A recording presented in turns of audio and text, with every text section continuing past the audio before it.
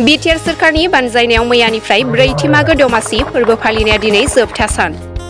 चिरां जिल्ला कक्रागाव राबापारानि Bhubaneswar ecotourism picnic स्पटआव खुंनो लानाय 19 आरो 20 अक्ट' अर्थात मैयानिफ्राय बिटिआरनि ब्रैथि मागो दमासि फोरबो फालिथायखौ खुंदों।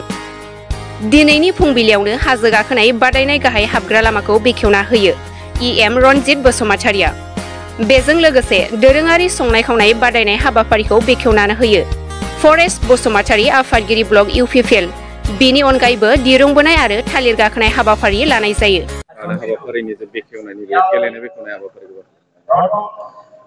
भुबनेश्वर हाजोनि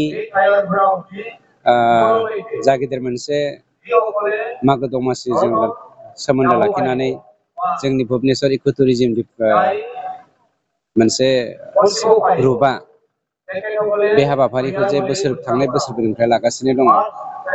आं बोसोरब्रैनि बोसोरथामावबो बाहागो लानो मोनदों, खोब गोजोननाय मोनदों।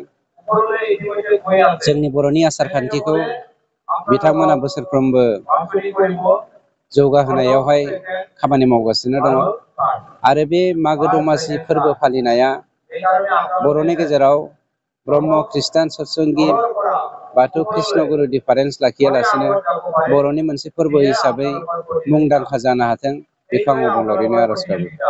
जिहेतु इयाव गुबुन गुबुन हाबाफारिबो बेवहाय लानाय जादों आरो नैबे जायगा टुरिस्ट प्लेसनिबो मोनसे जायगा, बेनि जौगाथायनि थाखाय आरो साब सिखोन खालामनो थाखाय बियो मोनसे टुरिस्ट प्लेस आरो मोनसे रंजाथावना बाथ्राया जादों बाबा भुबनेश्वरनि मुङाव दा भुबनेश्वर हाजोखौ जोङो बर' हारिया संरैखा खालामनानै दोनदों।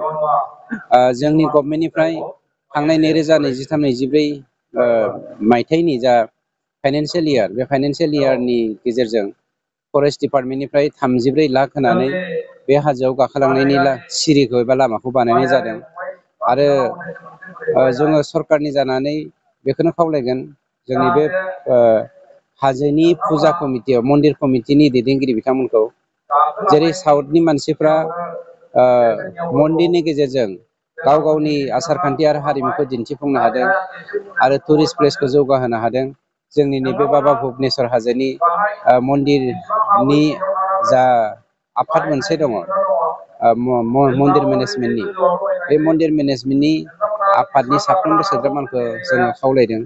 सरकारा जेब्लायबो हेफाजाब दङ, खिन्थु माखासे बुस्थुखौ जों रायजो राजाफ्रानो आखाइ फिस्रिलायनानै खामानिखौ मावनांगौ।